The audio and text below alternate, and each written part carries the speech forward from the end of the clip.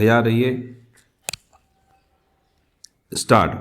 सभापति महोदय, हमारे देश में गृह मंत्रालय और गृह मंत्री का कितना महत्व है, इसका अनुमान इसी से लगाया जा सकता है कि स्वतंत्र भारत में गृह मंत्रालय का भार सरदार पटेल ने स्वयं अपने कंधों पर लिया। स्टॉप। सरदार पटेल का साहस, उनका उत्साह और उनकी बुद्धि तीनों ही हमारे गृह मंत्रालय के लिए आदर्श का काम कर सकती हैं। स्टॉप। परंतु दुर्भाग्य से सरदार के पश्चात इन तीनों बातों में कुछ कमी आती हुई दिखाई देती है। स्टॉप।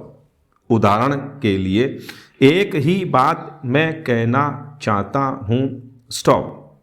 1962 में जब हमारे देश पर चीन का हमला हुआ तो 14 नवंबर 1962 को हम सब ने इसी सदन में खड़े होकर एक प्रस्ताव पास किया था, जिसके शब्द थे, भारत की भूमि जब तक हम शत्रु से स्वतंत्र नहीं करा लेते तब तक हमारा यह संघर्ष बराबर जारी रहेगा, भले ही वह कितना ही लंबा क्यों न हो। स्टॉप। लेकिन कुछ दिन बाद आगे चलकर हमने राष्ट्रीय एकता सप्ताह या दिवस मनाना शुरू किया तो हमने उस प्रतिज्ञा को कुछ दूसरे शब्दों में बदल दिया। स्टॉप। उस प्रतिज्ञा के शब्द थे, मैं अपने देशवासियों के संकल्प को दोहराता हूँ कि मैं अपने देश की स्वतंत्रता तथा एकता की रक्षा करूँगा, चाहे इसके लिए कितना ही कड़ा और लंबा संघर्ष क्यों न करना पड़े। स्टॉप। मैं राष्ट्रीय एकता तथा बल के लिए तन मन से काम करने की शपथ लेता हूँ, लेकिन इस बार राष्ट्रीय एकता सप्ताह के सिलसिले में एक छोटा सा प्रकाशन भारत सरकार की ओर से प्रकाशित हुआ है। स्टॉप।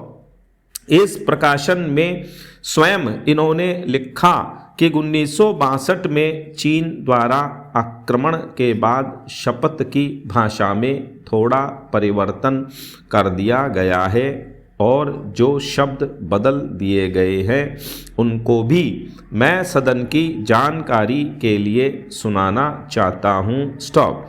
मैं प्रतिज्ञा करता हूँ कि मैं कभी हिंसा का प्रयोग नहीं करूँगा और मेरा विश्वास है कि धर्म, भाषा, प्रांत संबंधी तथा अन्य सभी राजनीतिक और आर्थिक विवादों का शांतिपूर्वक और संवैधानिक तरीकों द्वारा हल किया जाना चाहिए। स्टॉप।